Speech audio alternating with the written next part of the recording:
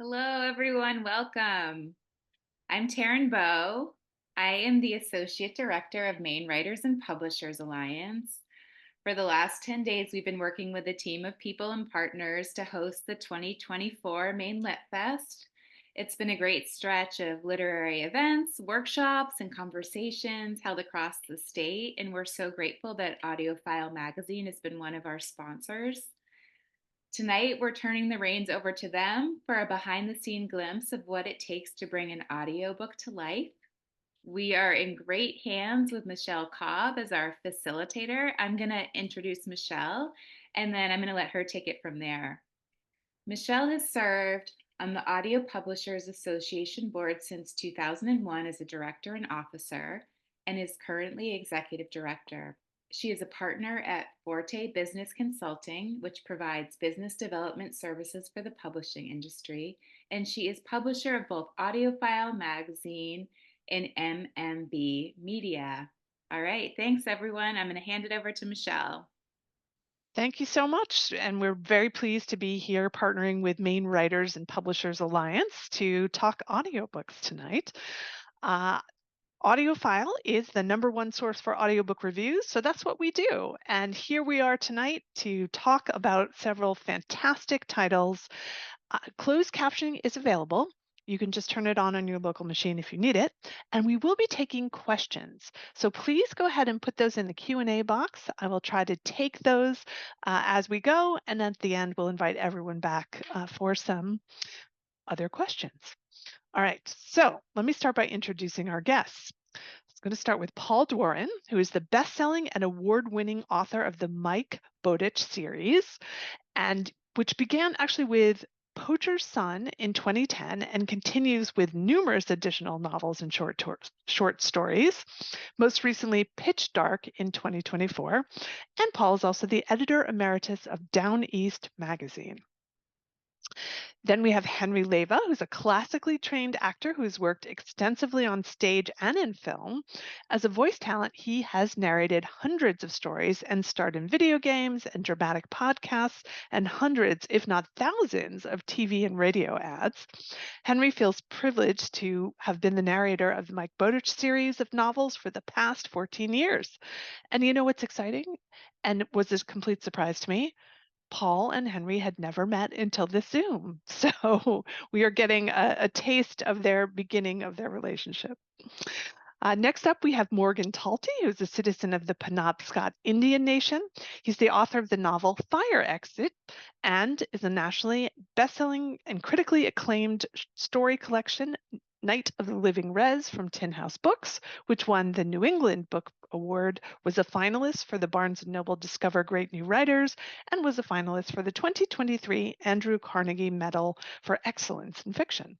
And Talty is also a prose editor at the Massachusetts Review. Then we have Darrell Dennis, who's a Native American actor, writer, and comedian. For 2 decades, he has performed on stage and in numerous films and television projects, most recently as a series regular for the teen Nick series Open Heart. He is also a published writer, lots of writers here tonight, and his book, Peace Pipe Dreams, The Truth About Lies About Indians is currently available in bookstores and online. He has narrated both of Morgan Talty's audiobooks.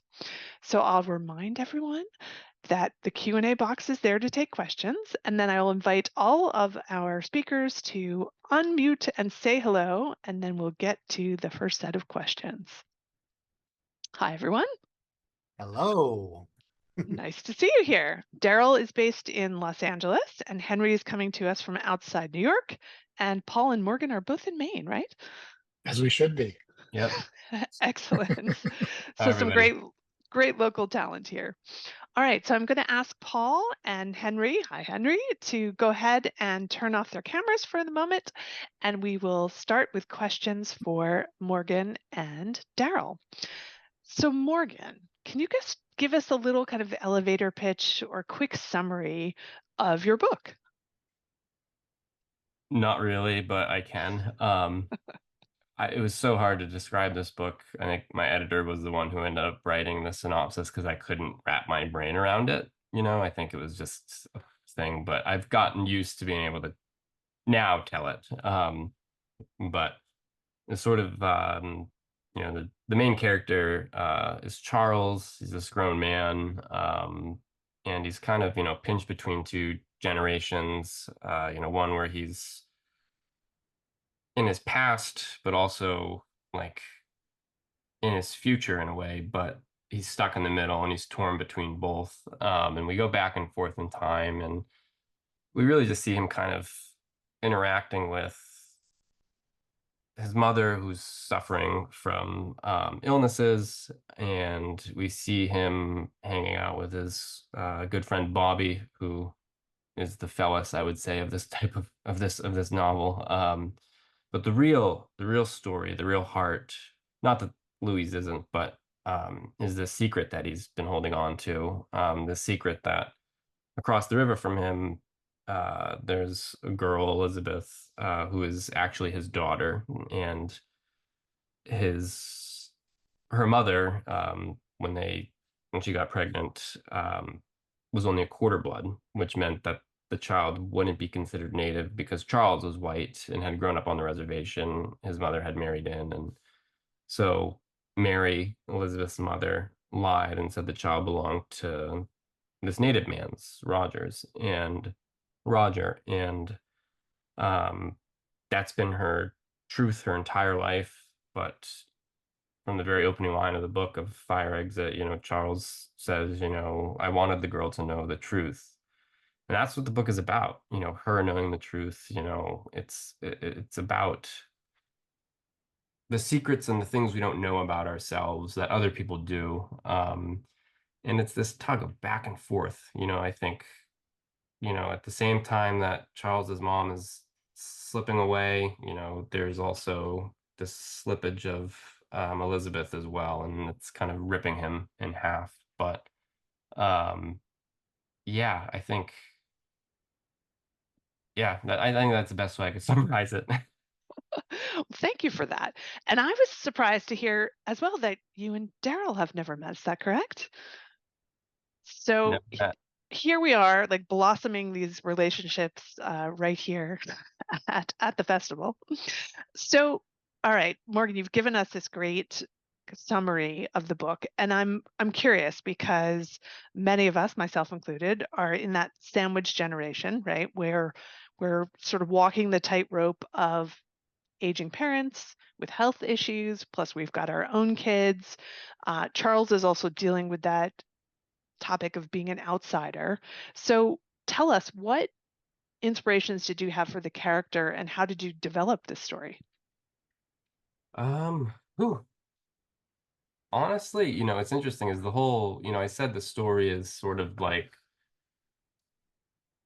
or not really the story, but like the initial like fire that gets no pun intended, sorry, that ignites it is the whole thing that this non-native man gets a native woman pregnant, and she's only a quarter blood, and then she lies and says the child belongs to a native man. And I was like, I wonder how that native man, or I mean that non-native, the real paternal father would feel about that, given that he had spent his life on the reservation, as many non-natives have, on reservations. And literally that came to me in 2015 in like 40 seconds, just like that idea.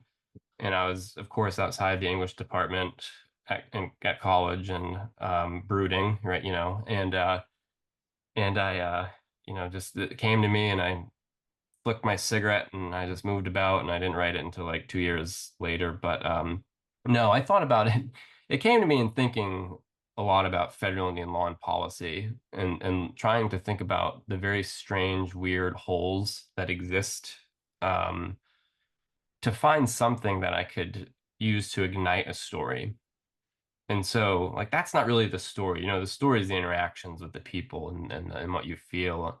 But the inspiration, I think, had a lot to do with just, you know, what is it, questions I don't have answers for, like, what does it mean to be indigenous? What is the role of blood quantum today?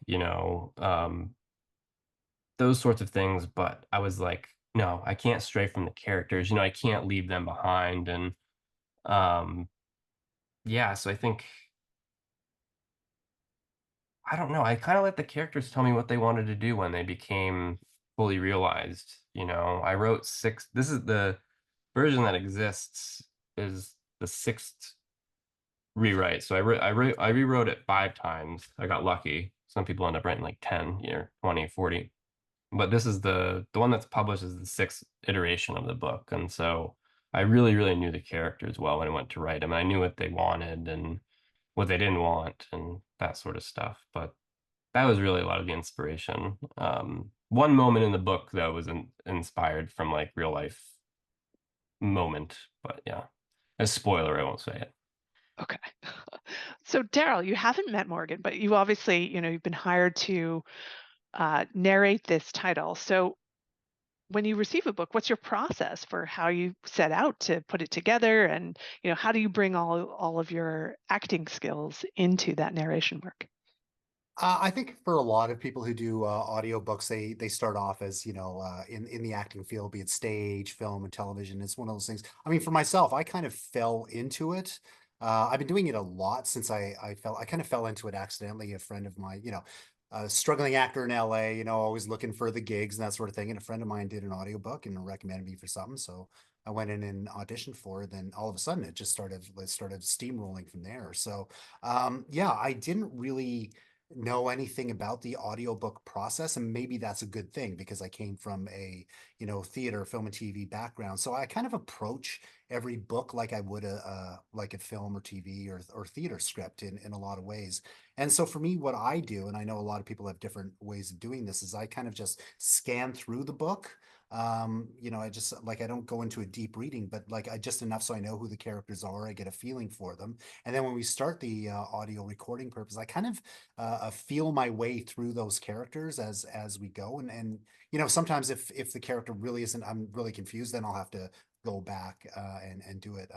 Which is not to say that I'm actually I kind of pride myself in being really quick in reading these books, but a lot of that, and one great thing that Morgan is really great at, because I've read 2 of his books now, is his characters are, as he knows his characters, which means that Yeah. as an actor know my character, when I'm doing that. But for me, yeah, it's kind of I just kind of feel my way through it, and that's really the only way I cannot think like, oh, am I doing service to what the author is thinking, because that is a concern for me as an audiobook author. Is like, oh, have I completely missed the mark on the tone of this and that sort of thing. But I think as you're going through, you get a feeling as you read. I mean, that's my process anyways, and it's kind of worked out well so far. I think people keep hiring me back. So And now, since you don't interact, what do you do when you have questions about pronunciations? I noticed someone asked that in the Q&A. yeah, so that is something there. The publishers kind of write a list of words that are not probably well known to people, and then I've unfortunately I've been on some books where the language, there is like really very, because I do a lot of Native American books. So a Mhm. lot of times the language is not spoken by a lot of people, or it's a very sometimes it's almost like a dead language, so it's really up to finding researchers who can get a good pronunciation about that. But here's the other thing too, and I speak my own indigenous language as well too, and I know that there are different people who speak the language, who speak it differently from other people who speak the language. There's regional accents, there's different pronunciations of words. So there's a lot of times you're just kind of hoping that you can pronounce the word, the one that's as close to something that will be recognized by the most amount of people from that nation or tribe. So I Well, don't know now, if Morgan is asked for pronunciation from the publisher. I actually don't know that side of it. How much Yeah. consultation you get. Yeah.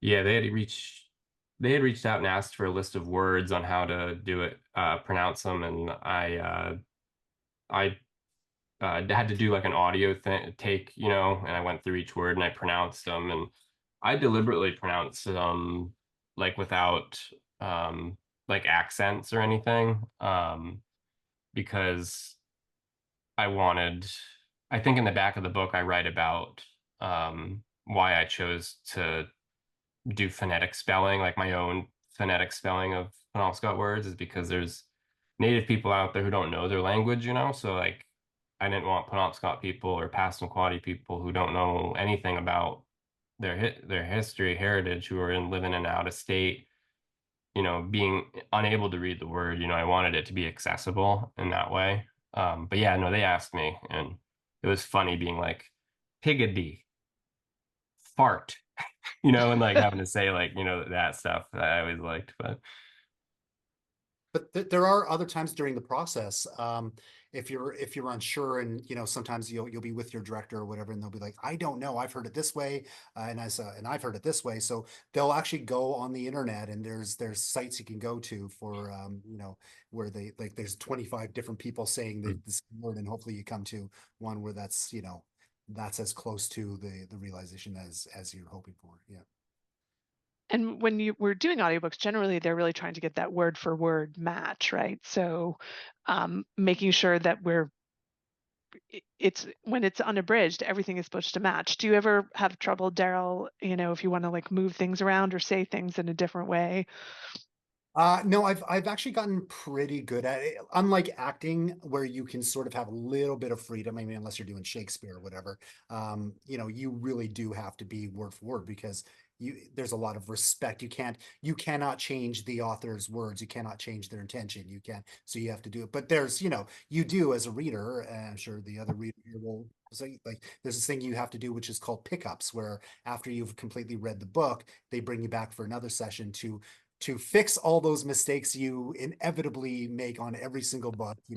Sometimes the lists are longer than others, but yeah, then you have to go back, and it's usually something like you added a the where a the doesn't belong, and it gets that specific, and you have to. I Yeah, feel you, so, even yeah. on the writing. Well, Yeah, you're a writer, so. yeah, exactly. Yeah. And that's fine. I mean, like, I too, yeah, as a writer, you kind of like, you hope that what you've written comes across to a reader or an actor or whatever, that they can go, oh yeah, there is a reason why that the is there, or that an is there instead of an it does get that specific when you're doing these.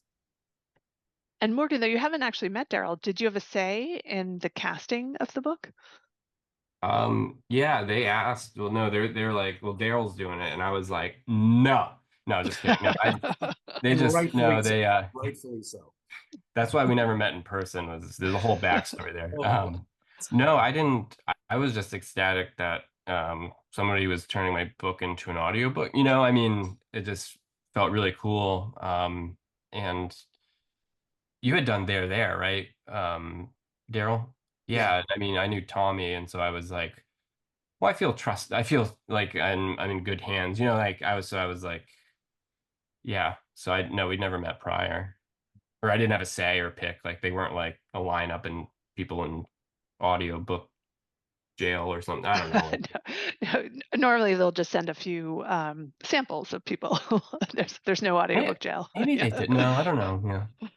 And I think I can't remember if it's a nomination or an award I got, but from one of your Yeah. books, actually. Yeah, Yeah. which one was, I can't remember now. Was it Night of the Living Res, or was I it? think it was. Yeah. Yeah.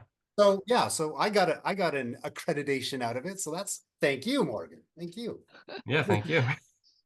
So Morgan, I mean, it sounded like you didn't listen to a ton of the audiobook, so this may be a tough question, but did Darrell's voice sound like the sort of tone or voice in your head that was existing as you wrote it? No.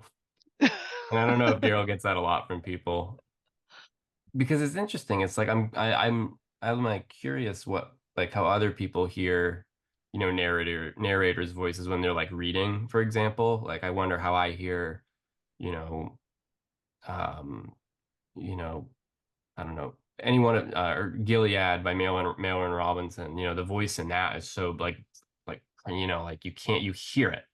Like I wonder if like that's similar, how I hear it versus somebody else. Like I'm not sure, but like no, it was just I don't know, rhythmically, I think dynamically, it's not just about the voice of the character, but it's like how I feel they move and like are acting and behaving that like amplifies that voice in a way. Like when I went and read Like I'd always read from Byrne because it was the shortest piece, and like I got to the point where like I remember I knew the whole thing. I didn't need the book, like, and because it's not that long, but like when I would read it, I would change it up at times because it became more performance than it did became more performative than it did like reading in a way. Like, yeah, so no, I did listen to the fire exit one just before we got on, and that one, for some reason, I heard Charles there. I did.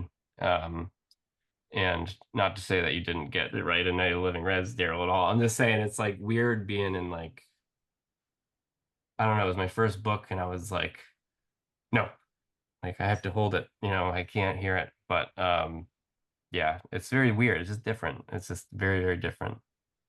Here's another, that's an interesting point too, is because my experience, especially Night of the Living Res, was very much about a reservation and the people and the young people in that. So what I was taking was from my experience as a young man growing up on a reservation in the West. But there are so many different regional and things, and I've experienced many different tribes and nations all over North America, but it's really hard.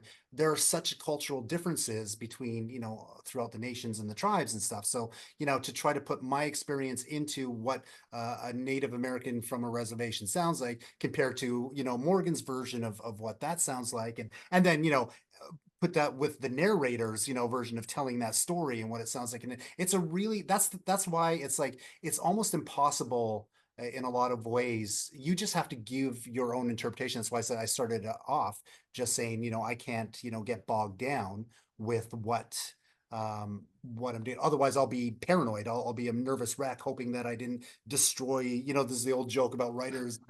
My words, you're destroying my words. So I can't worry about. I just have to go in there and do what I know for this particular thing, and hope that it's received well. Sometimes it is, sometimes it isn't, but that's just, there's no way I can do anything other than that. And we Yeah, have and we that's have no a shade at you at all. I'm just thinking now, I'm like, here, I have to go and actually listen to it now because like there's the narrator and there's the character. You know what I mean? Like in yeah. first person. And I'm like, I didn't give him a chance, with Night of the Living Res, but you're absolutely right. It's interesting how hard it is to, it must be, to be able to get into that headspace of a person you don't, geographically and, you know, ritualistically, culturally, everything. Yeah, that's, yeah. And Darrell, you work with a director. Are you in a studio or are you remote?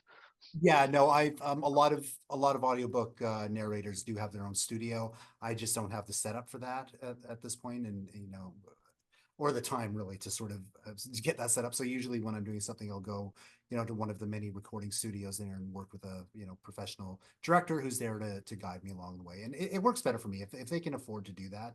I prefer that because you're not only thinking about the performance and all that sort of stuff, but then you got to think about sound levels and, and is it in the right, file source. It's just, yeah, that's a nightmare. I have no interest in getting involved in. That makes sense. All right. So, one final question. How, and this is really for both of you, how do you see audiobooks fitting into the storytelling traditions that are part of many Native American and First Nation cultures? I'll start with you, Darrell. Yeah. I mean, the big thing with our culture is that we say we come from an oral tradition, right? So I mean that, and a lot of times the stories are ever evolving, and the ones that our great grandfathers have told or grandmothers have told are evolve and grow as our understandings of those stories. They're living, breathing things. So I think audiobooks, it really is that sort of that feeling of sitting around the fire and listening to the wisdom of those who came before. It just, it feels very much like a Native American form for me. Feels natural. Morgan, any thoughts on that? Yeah, I mean, I think it'd be really cool to see like audiobook versions, but then like retellings. You know what I mean? Because like Mm. you think about oral tradition as like, you have the say we have the original tale or whatever it is, but then it's passed on. The storyteller always changes it, but the things that don't change are like the fundamental like elements. Everything else you can, mess with, and, incorporate different elements too. But like that would be really cool to see, like I don't know, just like versions of like short stories or, by native writers or full-length books, that are told in a completely different way, but deliver that still deliver that like emotional and like visceral feeling um of transcendentalism, right? Which we all hope, we can get to. Um, but I will say one thing about Night of the Living Res is it was like the the linguist who revitalized and helped revitalize and create an alphabet system for the Penobscot language. He had said to me, he was like, after hearing you read that, he was like, um, he's like, the way your syntax works is like really similar to the way Penobscot works in like structure and order and stuff. And he's like, this would be like really easily translatable or something. And the linguist name is Connor Quinn. He's based in Portland. And um, but yeah, I don't know. I just sort of felt dancy with it. I'd always told stories growing up. That's how I, orally, like how I liked it, but yeah, that'd be cool to see. That'd be really cool to see. Well, I think we have a new product idea for some Yeah, yeah, creative publishers out there. yeah. All Darrell, right. we handshake, we'll sign in, and we start a business. Yeah. Yeah, done. Done. Say that. Excellent. All right. I'm going to ask you guys to go ahead and mute and turn off your camera. We'll bring on Henry and Paul for their questions, and we'll have Darrell and Morgan back at the end. Hi, Paul. Hello. And there's Henry. Welcome. And Thank you. I'll Thank you. ask, again, shocking that you guys haven't met or interacted before. So welcome to We've this. spoken on the phone. Oh, you Yeah, have we spoken on haven't the phone. met in Okay, person, good. but Right. we've communicated tons over the years. I mean, Okay, fantastic. All right. So Paul, we'll kick off with you and just give us a little taste of Pitch Dark for those who have not actually read it. Well, you'd think that after 15 novels starring Mike Bowditch, I would be better at the elevator pitch uh, thing with each of the novels. But since this is a discussion about performance, I thought I would perform someone else's words. So I'm going to read the jacket copy written by my editor, Very cool. describing my own book. And does it bear any resemblance to my sense of the book? I'll leave it to you. Legendary bush pilot Josie Johnson can't believe her luck when a skilled builder just happens to show up after she purchases land near Prentice Pond. All Mark Redmond asks in return for building Josie's dream cabin is that he be left alone to homeschool his 12-year-old daughter, Katie. For Maine Game Warden investigator Mike Bowditch, the intensity of Redmond's secretiveness is troubling, especially in light of suspicious criminal activity being reported around the area, including rumors of an armed man offering large sums of money in exchange for the location of Redmond and Katie. Josie, though hesitant to violate the trust of her prized builder, eventually agrees to fly Mike and his father-in-law, Charlie Stevens, to the secluded pond in an attempt to protect Redmond and Katie. But hours after landing, the trip takes a dark turn when they witness a horrific murder and are taken captives themselves. Freeing himself, Mike is forced to set off through the impenetrable Maine forest toward Canada, alone and unarmed in pursuit of a mysterious fugitive. As he navigates a windblown landscape choked with deadfalls and blocked by swollen streams, he marvels at his enemy's bushcraft. The killer possesses skills surpassing his own, and Mike can't tell if he is the cat or the mouse in this dangerous game. Can Mike Bowditch stop his adversary in time to save the life of a young girl? Or will he be forced to watch another innocent soul die? Ooh, and now we don't want to give any of those points away. Dun, dun, dun. But you Don't actually quit your do. day job, Henry says, right? You took me right back there. So let's talk a little bit about Maine, because you actually set the books in Maine, Mhm. and where are the places in Maine where you have spent the most time, and how do you evoke all of Mhm. these Maine Mhm. settings? Well, when in the earliest books in the series, I set them in places where I had spent a lot of time, where I either lived, grown up, or had friends. One of whom owned a sporting camp in the Bigelows area, where I spent many weeks. The Spencer Lake area, I'd spent a lot of time. Uh, but I was contracted to write a book a year, I have not lived in 15 different Maine towns. And so um, it was actually pretty fun when I was in my Down East magazine editing phase, because I could just assign myself a story, an article for the magazine set in a region of Maine that I wanted to get to know better. And typically that's what I do now, even though I'm writing full time and have been for 11 years, I guess now. Is I will just go and hang out at places, and typically breakfast places, where every locals gather, and you can just be overhearing what they're talking about and how they're talking about it. And then I'll get out into the woods and water and stuff, just to get the nature. So if we're eating breakfast next to you, we should be careful, because we could be in your Oh, next book. absolutely. So Henry, now you live outside New York, but you Right. have to do all these Maine accents. So how did you become comfortable with that? Are you, based in, do you have experience in Maine? You're making a rather large assumption. Um, I'm not comfortable with them.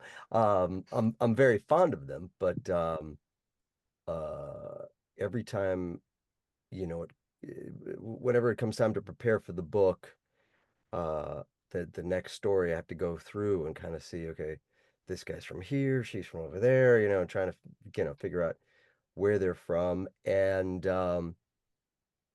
I think he does this on purpose, just because he knows that I'm going to have to read it out loud. He'll create more and more funky characters. Uh, and uh, and so I'm like, what am I going to do with that person? Um, so all I can say is thank God for YouTube, because it's a great resource to check in the different dialects from Maine, and also gives me great ideas for characters, to kind of like, deepen, because sometimes the characters come in and come out, and they're not big characters in the story, but I want to give them their due. Um, so it kind of gives me a key as to, who they might be and where they might come from in their speech. Um, but the dialects have been, really fun to work on. It's been 15 years of working on it.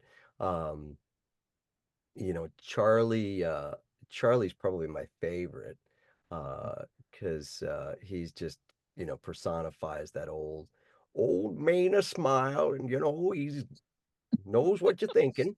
Um, but he's got this incredible warmth, and just such a deep character. And then, but there are it's funny, I have to admit, and I admitted this before, that I didn't start going up to Maine until after the fifth or sixth book.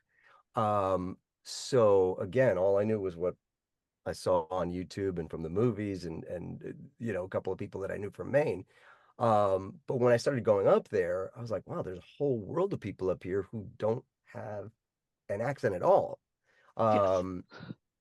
And so, I start to kind of, as the more books that I've done, it's become a little bit, the work has become a little more subtle. I hope it comes across that way.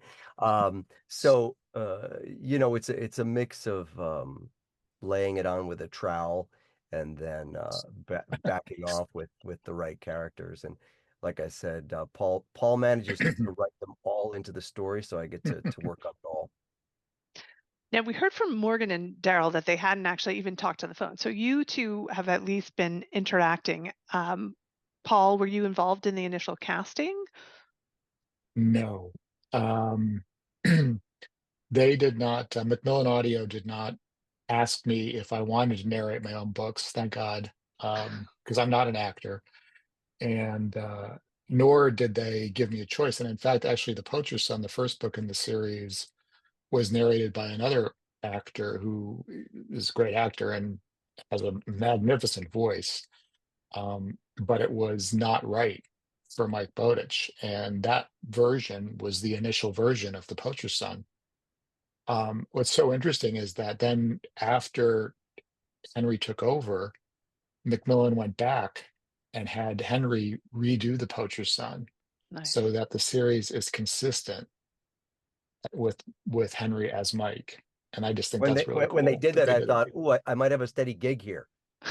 There you I bet you go. did. When they went- And that's actually a bit of a change in the industry. I will say, 15 years ago when this started, they didn't generally involve the authors, but now Mm. oftentimes they will consult the author and allow them to listen to samples and all of that. So we heard from Morgan that was not listening to the audiobooks. What about you, Paul? Do you listen to Henry's work? I listened to enough of it to know that he does a really great job. And it's not because of him, it's because of me. When I hear my own words um, out loud, it just makes me want to rewrite. Yeah. I not always, but enough that I can't really fall into the story. It just kind of pushes me right back on the craft. Um, and so I don't know, I have this sort of fantasy of, when I'm 87, lying in bed by the lake, listening at long last to all of my novels and finding out what everybody else experienced Do you listen to other audiobooks or constantly. Yeah, I'm okay, a really so fanatical audiobook listener. I always have one running between either Audible or Cloud Library or buying outright.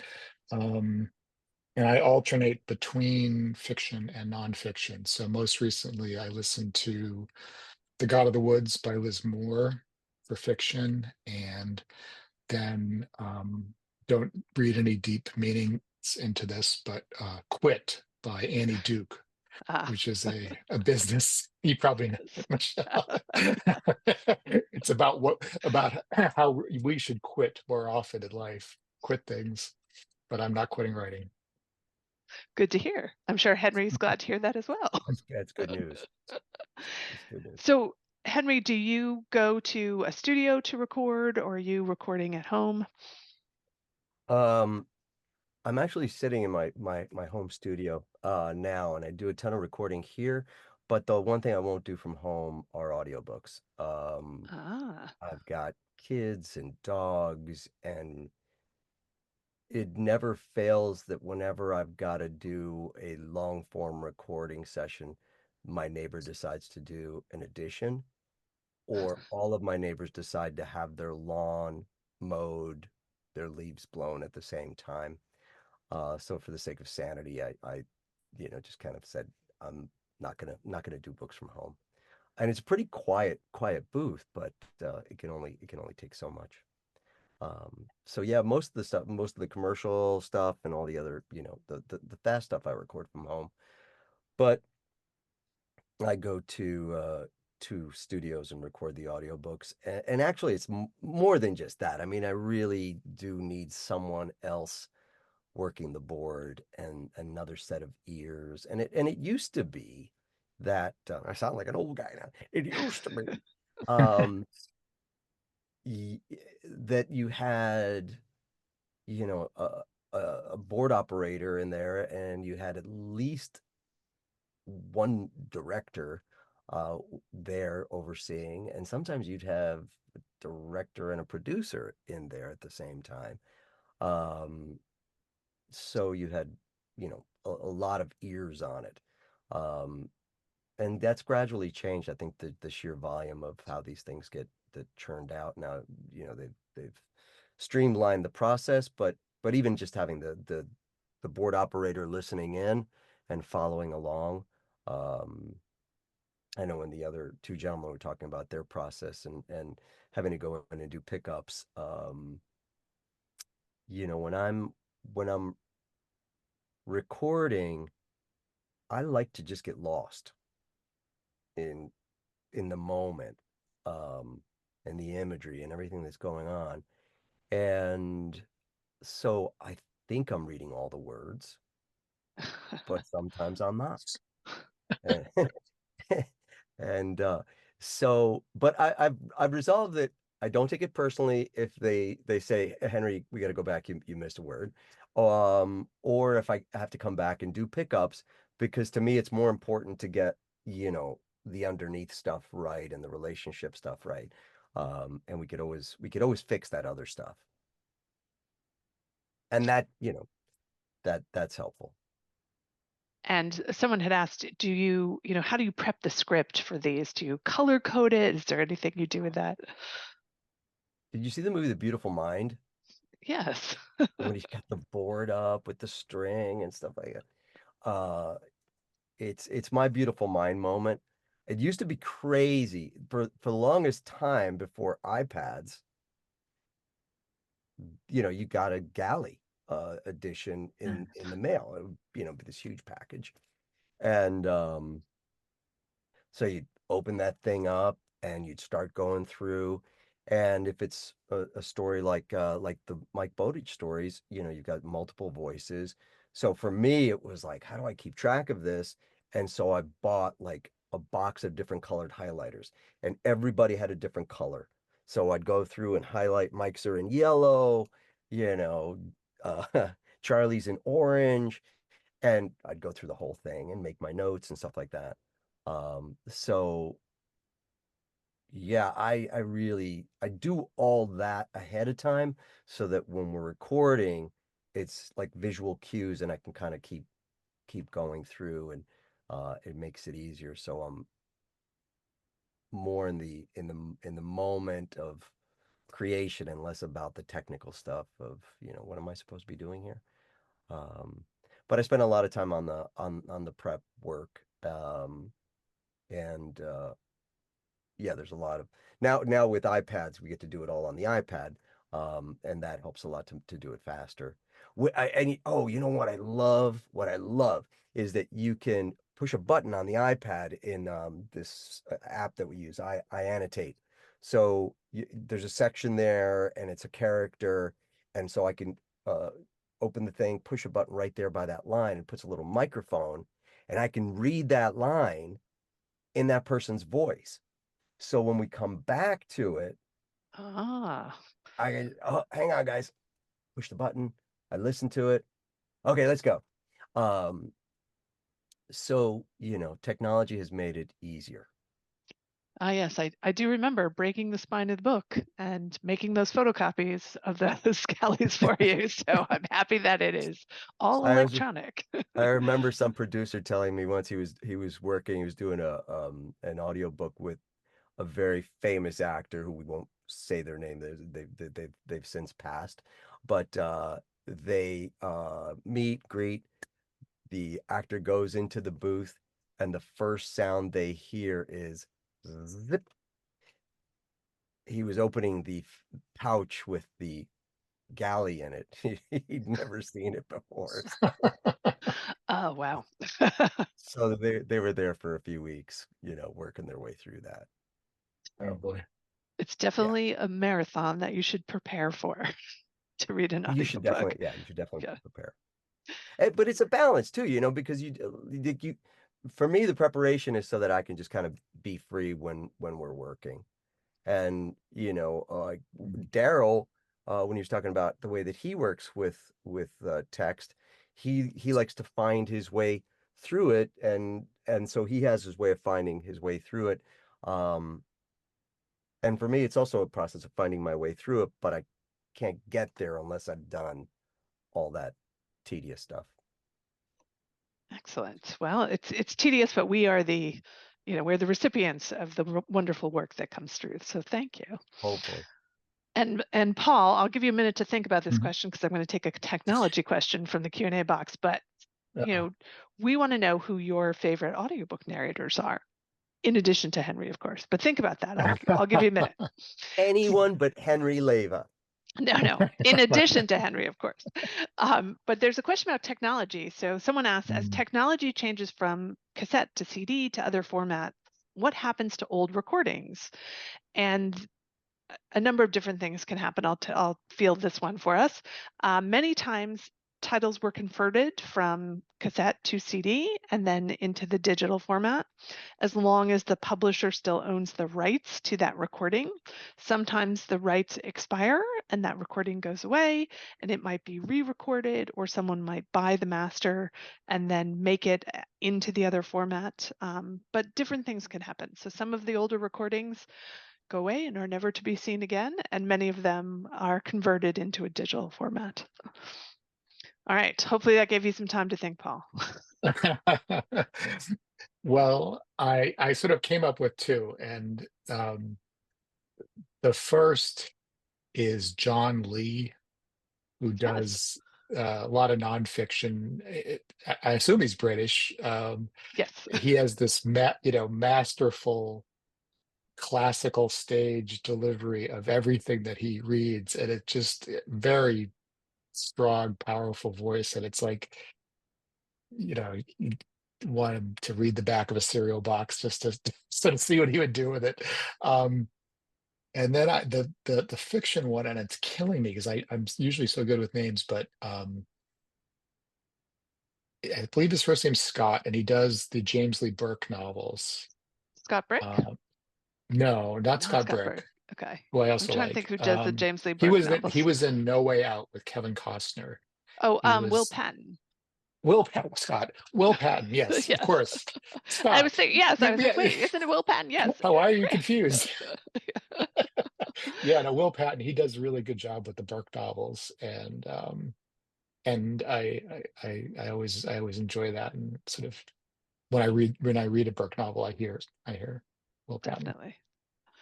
So Henry, for you, a couple of questions on the technical side. How do you handle female voices? That's a good question. I work from the place of character when I do an audiobook. So I first kind of get an understanding of who she is. Especially with I'm talking the principal roles. But I try to make it sound different than the person they're in the room with. I I don't that kind of high pitched stuff that used to pass. Yes. Um, but yeah, just try to soften it, try to find my female side in that character. Um, and I just go with that. I do a lot of character work in Paul's books, but I tend to be a pretty simple reader. I don't I don't tend to choose scenery, and you know, do all the fireworks and stuff like that. So I just I really just try to convey that person's humanity, and when it's a guy, it's a guy, and when it's a girl, it's a girl, and hopefully the reader can just sense who that person is and kind of hear the difference somehow. And how long does it take you to record a book? Years. Yeah, you're like 3 behind, aren't you? Yeah. Well, they did the last two with AI because they couldn't wait for me. Oh no, never. Yeah. Please. It takes for me comfortably 2 weeks of prep, and that's because I don't want to rush through it, and I do have other things going on. Um, but I end up reading through the book twice, once doing all my crazy stuff, and then afterwards I go through, and it's almost like reading a movie script. I'm going through each scene and kind of spining it and figuring out the arc and what's happening here. So the prep takes solid 2 weeks, and then the record, for most of your books, we're usually 3 to 4 days, and oftentimes it's like 3 full days, and then come in on Friday and do some do the final 30 pages because we couldn't get it done, the day before. So yeah, it's like three between 3 and 4 days. Yeah, we I often really hear respect the guys that go in there and can record for, 3 weeks straight. you need a break, huh? Yeah, yeah. We often hear the 2 to 1, so 2 hours in the studio for every one finished hour of recording is fairly typical for many voice Wow. actors. Yeah, that's pretty accurate. But what it doesn't take into account are all the conversations that we have and all the ways we can avoid doing work. Now, do you ever take breaks to, consult with Paul about a character or anything like that?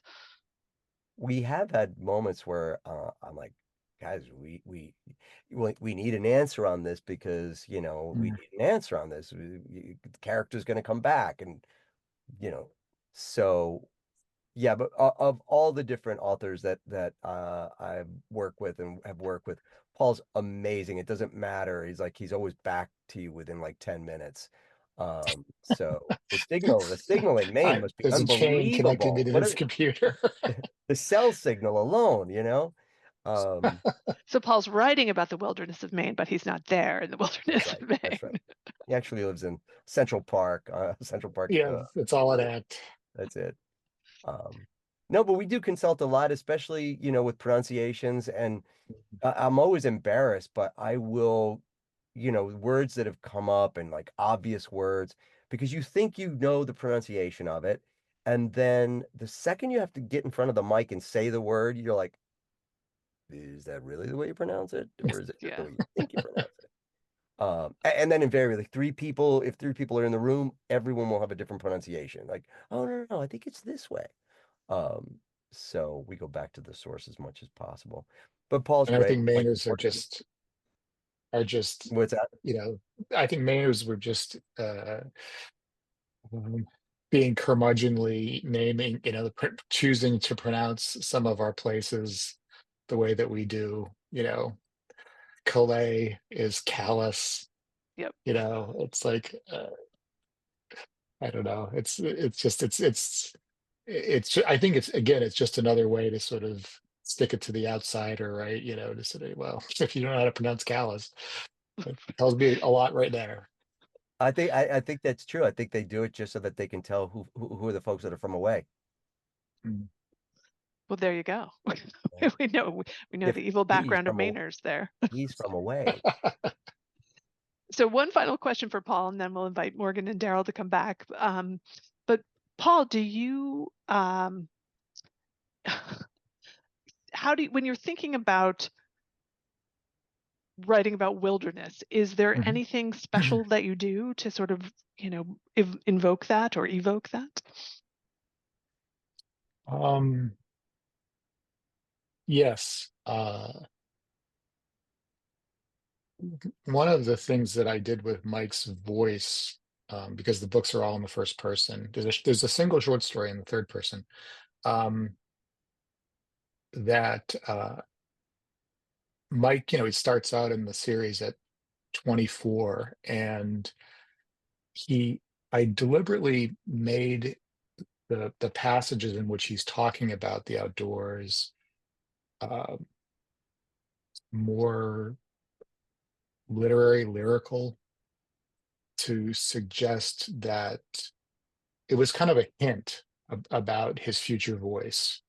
Um, because that's where he identifies, that's where he's connected, that's where he is himself, is in the outdoors, which is how I feel as well. And um, so I wanted him to, in those passages, to sort of be, his best. And then when he's in dialogue, he sounds like he's 24 again. but if he's describing the mountainside, it's different. So lovely. All right. Well, thank you both for answering all those questions. I'll invite Morgan and Darrell to turn on their cameras and microphones. And we had several questions from the audience that for Paul and Morgan wanting to know what you're working on next. So Paul, we'll start with you. Well, the next book that's coming out actually is something that's been requested a lot over the years, which is a collection of short stories sort of set in my Mike Bowditch fictional universe. And that's coming out in May. So I'm doing the final proof on that, and I'm starting I've more than started the next book in the series. I'm contracted for including this one that I'm currently writing. I'm contracted for 4 more um, with St. Martin's Press. So it's like this doesn't really happen in this business. I don't know how I ended up in this position, but steady work. For you and Henry both. Excellent. Yes. All right, Morgan, what about you? What are you And working thank on? you. Thank you. Morgan, you're still muted. There we I'm go. only writing haikus now. So. No, I am. My next book is under contract, and it's a memoir. Memoir and memoir and essays, but it has a through line through it. I've always liked how Night of the Living Res work. I don't know, that's how my brain kind of is, cycles of stories. So, but it's about my parents, and the through line, I suppose, is when my son is born up until maybe he's like 2, so I still have to live more of it to write the book. But I suppose at the end of the day, like the real book for me, like the thing I'm aiming for the most, because my parents are gone, both my mom and my dad, so they never met, never got to meet my son.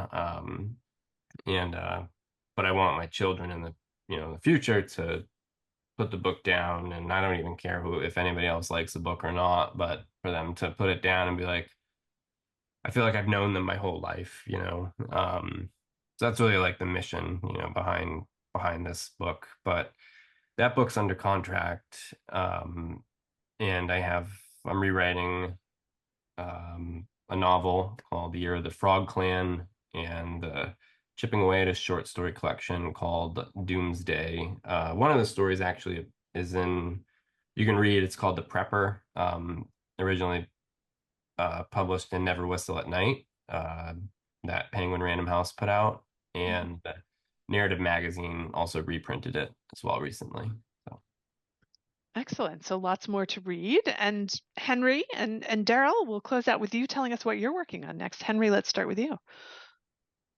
I'm going to narrate a short film that my daughter has to put together for school.